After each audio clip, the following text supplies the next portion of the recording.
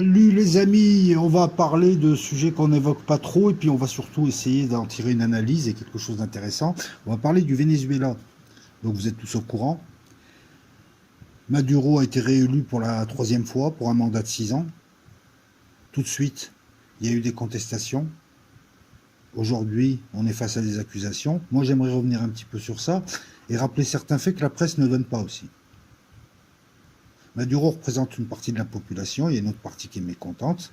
Il faut se rappeler que le Venezuela il est sous sanctions américaines, donc ça accroît aussi la difficulté pour le gouvernement à résoudre les problèmes des gens, mais il y a quand même il y a des soucis. Il y a une élection qui est prévue, et il y a aussi un conseil qui juge l'élection. Et dans ce conseil, c'est lui qui va décider là d'ailleurs, qui va proclamer la décision finale, il y a des gens de droite. Voilà. Il y a une élection qui se fait, et d'un coup, tu as des millions d'attaques informatiques. Et ça, c'est réel.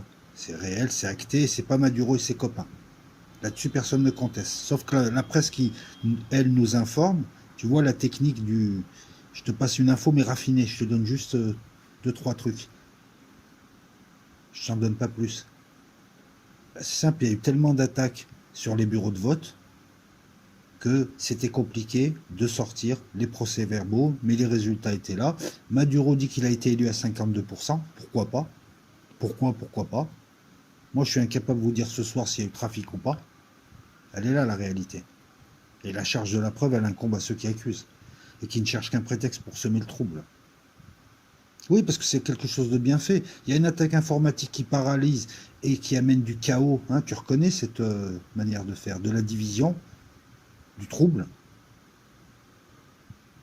Partant de là, tout de suite, l'opposition te dit nous, Maduro, au lieu de te dire que les élections, bon, il y a un souci, ils te disent clairement, où il y a une confusion, on a gagné. Peut-être que non aussi. C'est juste des accusations d'une opposition et derrière il y a Washington qui les a relancés en leur disant si vous voulez exister les gars, bon Guaido il était bidon mais si vous voulez exister, nous on va emmerder le Venezuela jusqu'au bout. Donc vous allez jouer votre rôle. Donc ce que vous allez faire c'est d'entrée dire non, accuser, dire que c'est Uritia qui a gagné, alors qu'en fait non, et puis de toute façon là c'est pas encore proclamé mais le Conseil constitutionnel va proclamer, alors vous allez me dire ouais mais c'est le gouvernement, non c'est un organe indépendant. Et il va proclamer sur quoi? En fait, on reproche à Maduro de ne pas exposer les procès-verbaux, mais ces procès-verbaux sont impossibles à exposer suite à l'attaque informatique. Par contre, les résultats, on les a. Donc tout de suite, l'opposition accuse et dit qu'elle a gagné. On attend quelques jours le deuxième acteur qui apparaît, l'Union européenne, qui dit qu'elle a des doutes. Puis quelques jours après, elle dit bah, tu as perdu. On n'a pas plus de preuves que Maduro qui avance qu'il a gagné au final. Et là, maintenant, c'est les USA qui rentrent. Alors, les USA qui sont... alors c'est eux qui orchestrent tout depuis le début. Hein. Ils font le tempo. Hein. Toi, t'apparais, toi, tu dis ça. Donc, là, aujourd'hui, les USA montrent clairement... Non, je vais te le dire autrement. Pourquoi les USA viennent parler du Venezuela? Ça s'appelle une ingérence. Pourquoi ils viennent appuyer une opposition qui n'est pas meilleure que Maduro, qui n'a pas plus de preuves que ça, qui est tout aussi... bon, bref, qui, elle aussi, truque les élections.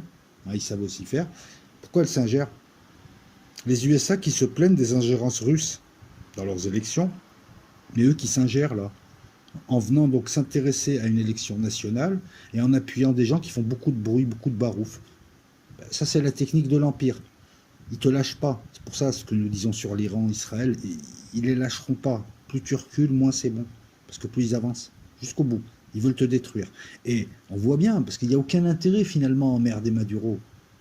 Stratégiquement... tu le laisses faire, et puis voilà, quoi. Là, au contraire, là, tu le valorises, donc quelque part, c'est un peu con ce que font les Américains, mais ça montre, là, on est dans le passionnel, on est dans l'émotionnel, on est dans la haine. Ils veulent détruire tous ceux qui s'opposent à eux, parce que voilà, c'est le nouvel ordre mondial, c'est des fascistes, en vrai. C'est ça, la réalité. Et donc, toujours le même cinéma.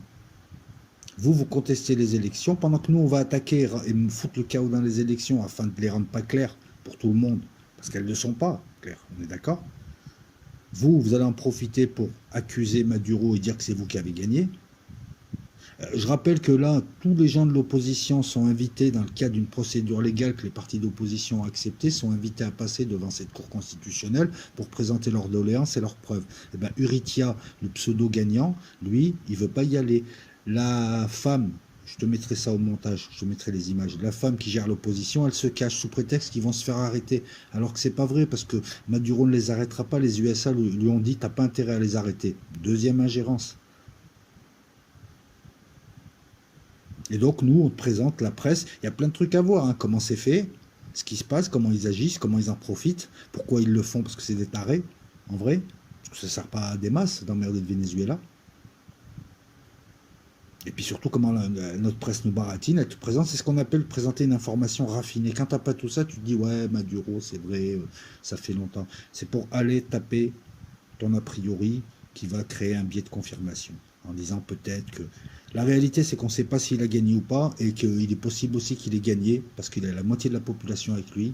Cette population, elle gueule peu tous ceux qui n'ont pas quitté le Venezuela. Il faut se rappeler aussi de ça, hein, ceux qui sont restés, c'est les plus pauvres, et c'est ceux qui dépendent le plus du gouvernement vénézuélien. Après, beaucoup des gens qui sont partis sont contre Maduro. Ils sont partis, ils ne votent pas. Ou au moins.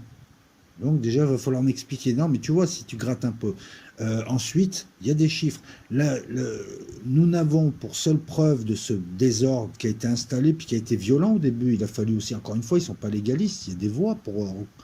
Tu peux brailler, tu peux demander aux USA de brailler, mais pourquoi est-ce que tu organises des affrontements meurtriers avec la police et l'armée? Imagine, tu ferais ça aux USA. Ils font un peu ce qu'a fait Trump au Capitole, finalement.